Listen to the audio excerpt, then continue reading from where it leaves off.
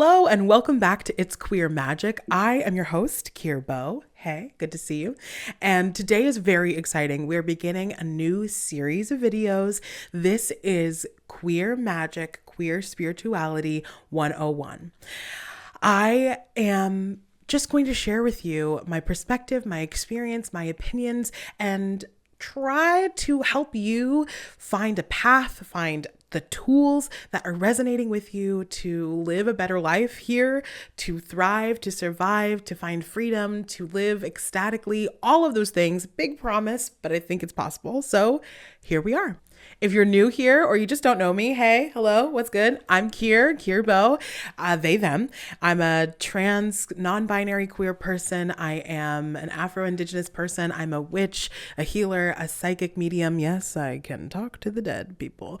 And a spiritual teacher and leader in the real world and online. So that's about me. Let's get a little bit more into who you might be.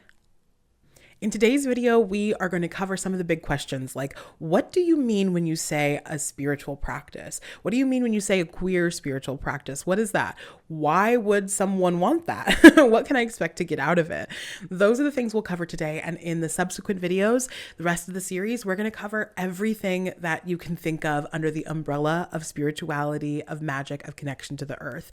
So we'll talk about meditation. We'll talk about herbalism. We'll talk about astrology and spells and magic. We'll talk about foundations. We'll talk about different types of spiritual structures.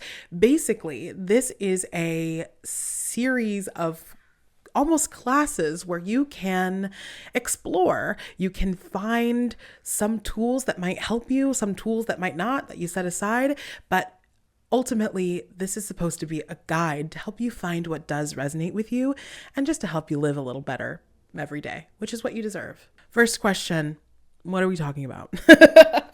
Kier, you're saying a lot of fun words, but what are you talking about?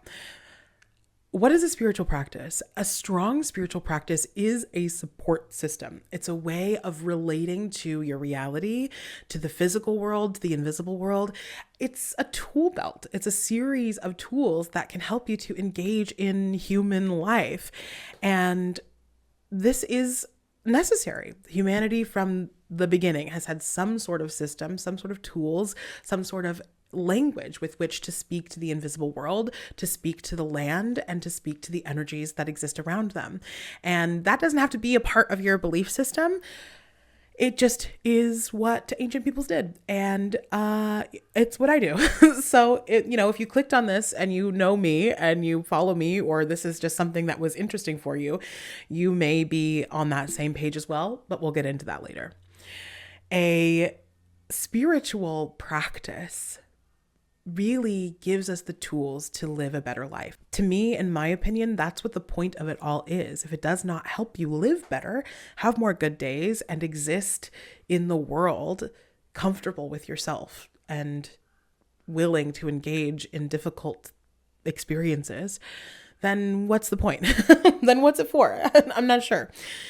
The reality of our world is that we have a lot of systems that are set up by people in power, a lot of old systems, a lot of new systems that do not support all of us in the way that they could and the way that they should.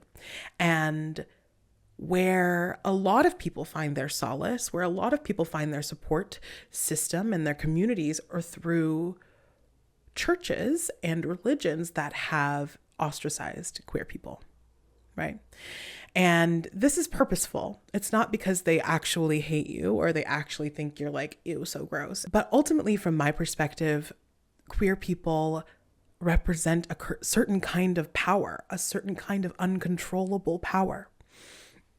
An unwillingness, an inability to conform oneself, an unwillingness to cut ourselves into many small different pieces to fit some mold, to make the powers that be have an easier time to control the masses, right? Queer people have always represented possibility, and we've been on the forefront of thinking, of art, of technology. We have been on the brink of the future for forever. And we represent a world that is free. And so these religious systems have not accepted us, right?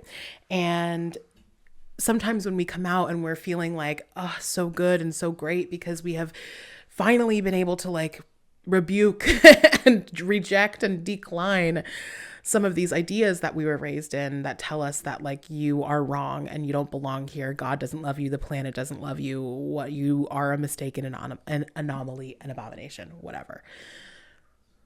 We're like, I reject that. I don't think that that is true. And a lot of us find it in us to leave these churches, to leave these systems that don't actually support us.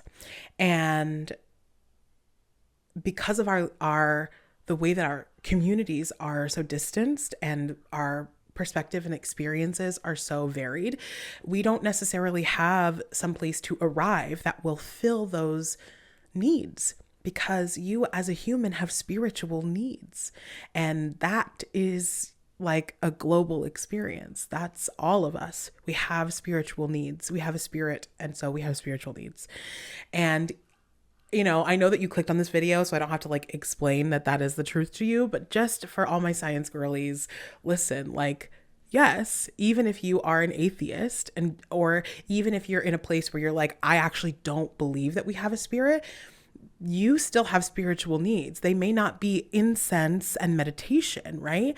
Maybe it's art, right? Maybe it's an expression of something, right? You know, you have that need that can't be met by other people's bodies, by movies and TVs, by food, by air, by sunlight, by dirt, right? And there's always something, right? There's always something. And if you're feeling that like hole, it could be that your soul, your spirit needs support. Which brings us nicely into the next section of what do we get out of a spiritual practice? Like, why would I want to do this?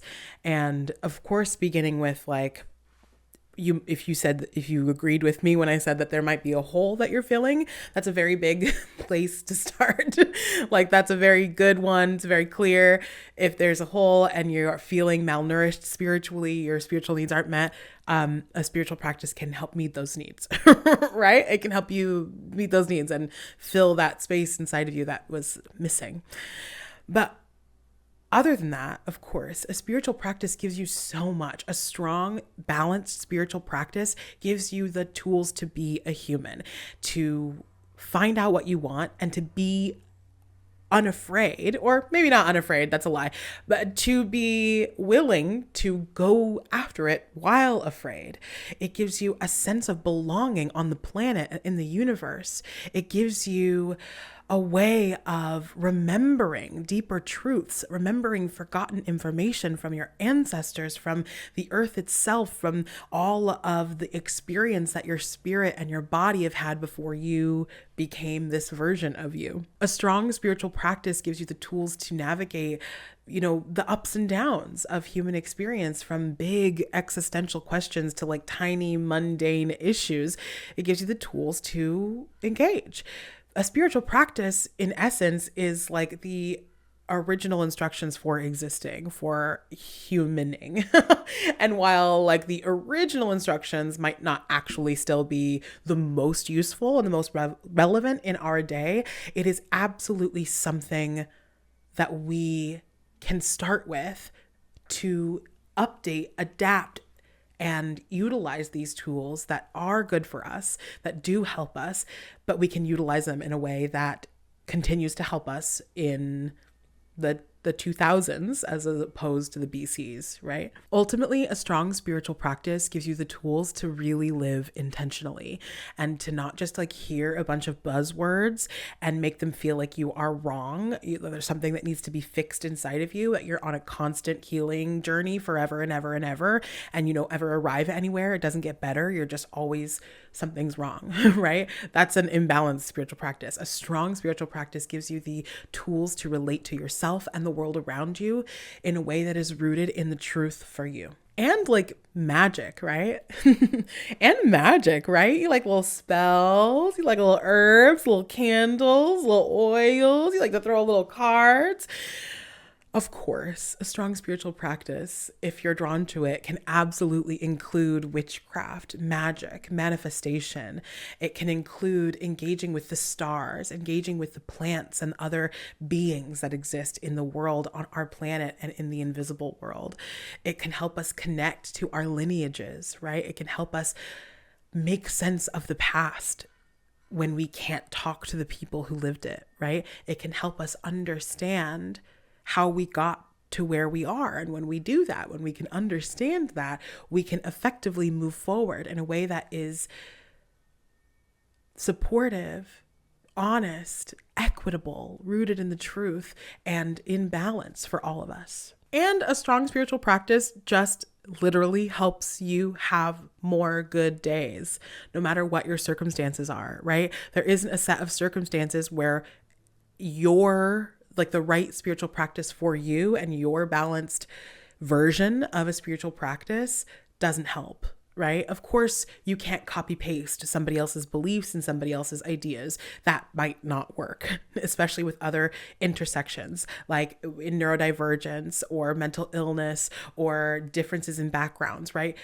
Differences in abilities. We're not all the same, and nothing is supposed to be like a one size fit all idea or tool or experience. But the right spiritual practice for you, no matter what your circumstances are, can help you to live with what your circumstances are and make a life that is still joyful and ecstatic and aligned and purposeful for you. It feels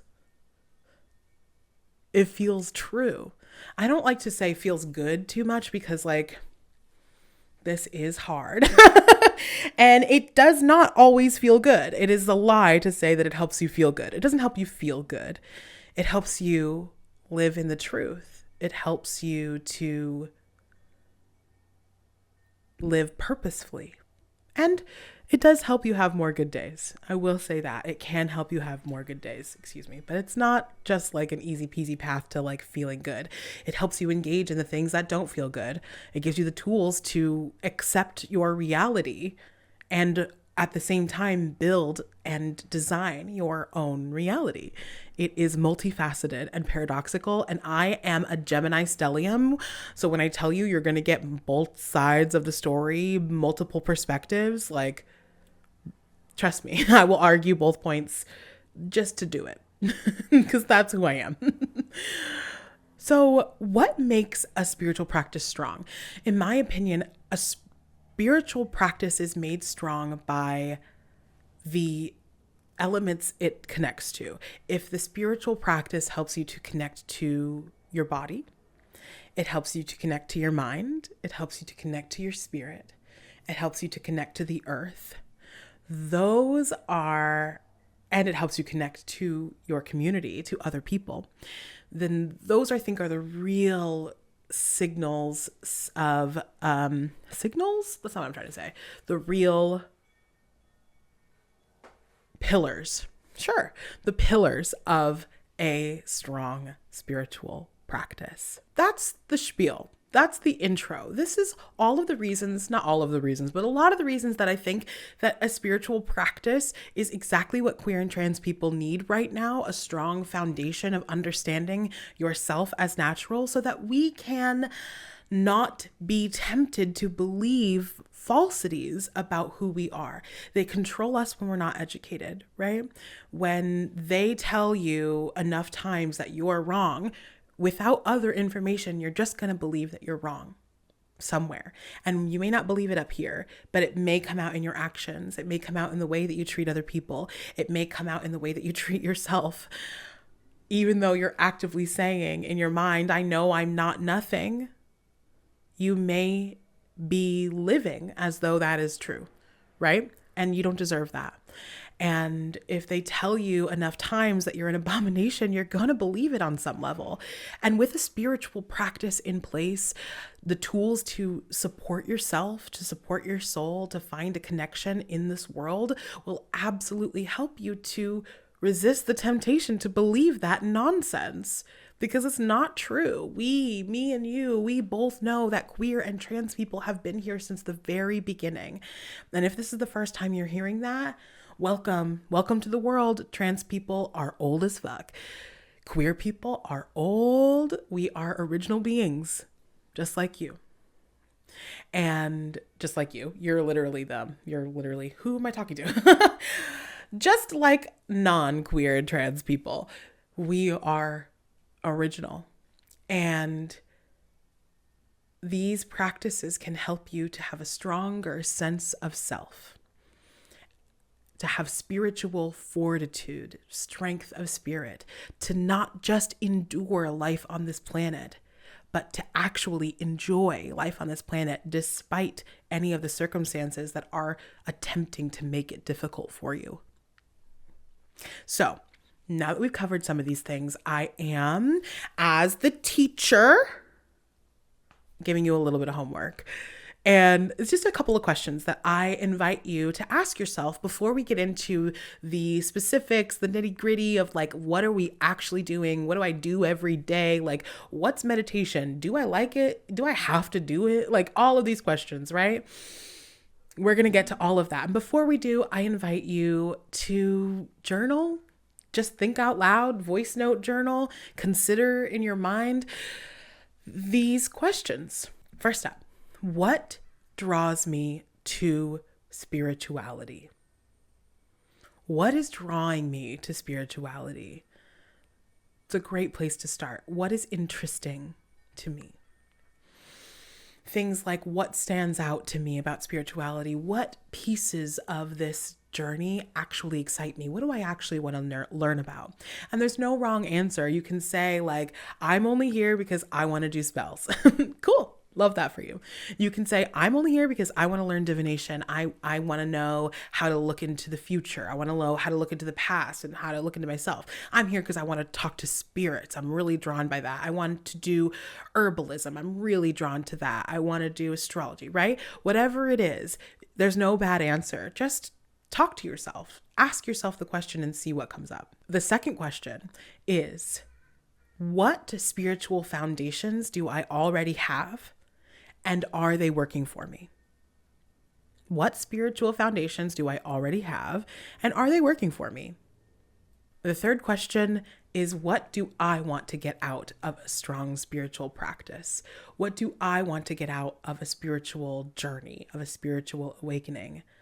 What is my goal? What are my goals in the spiritual realm? Those are the questions. Ask yourself, see what interesting answers come up. We will ask ourselves more questions. We will find more answers as we continue. This is just a cute little boop, boop, boop beginning. And like I said, we're going to get into ancestor work. We're going to get into astrology. We're going to get into meditation. We're going to get into spirit work. We're going to get into herbalism. We're going to get into all of the facets of life under spirituality that I have experience with, that I speak with a sense of relationship to, as opposed to speaking from a place of that's not something I do and I don't know about it. I will be honest about my limitations when it comes to my experience and when it comes to my expertise. I don't love the word expertise when it comes to my mastery. In my opinion, mastery is not like a hierarchy thing. It is a relationship. It's a language. It's a dance. It's understanding the nature of something or being willing to listen to the nature of something. That's how I define mastery. So when you hear me use that word, that's what I mean. Thank you so much. Thank you so much for being here, for listening to this, and thank you for being excited about living better. Thank you for trusting your instinct to click on this and to hear what I have to say. And I invite you to trust yourself further. If there's other things that you want to look up, that you don't want to wait for the video in a few days, you don't want to wait for the rest of the series, and you want to look things up, look it up. If you want to, explore more people. I'm so proud of you for clicking on this. I'm so proud of you in like the least condescending way possible, because I think you deserve to live a good life. I think you deserve to live an aligned and purposeful, joyful, ecstatic experience on this planet, especially when things are getting so terrifying. I want to give you something that can anchor you to this world. And I am so proud of you for hearing the call. And if you don't stick with me, you don't stick with me, and that's okay. I love you for that.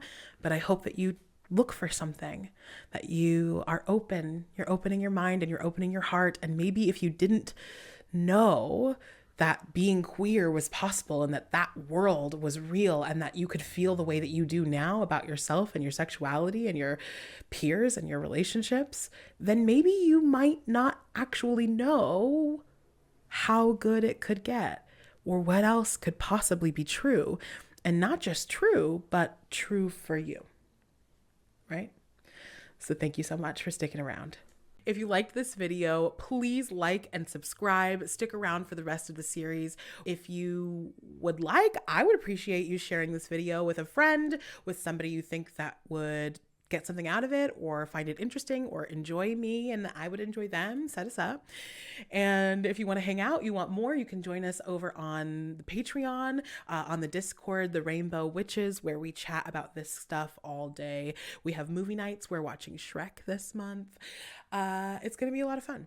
You can go to my website, it's queermagic.com, and find all the services if you want to work one-on-one with me. Other than that, you can follow me on Instagram at It's Queer Magic to keep up with all of the magical goodness. Okay?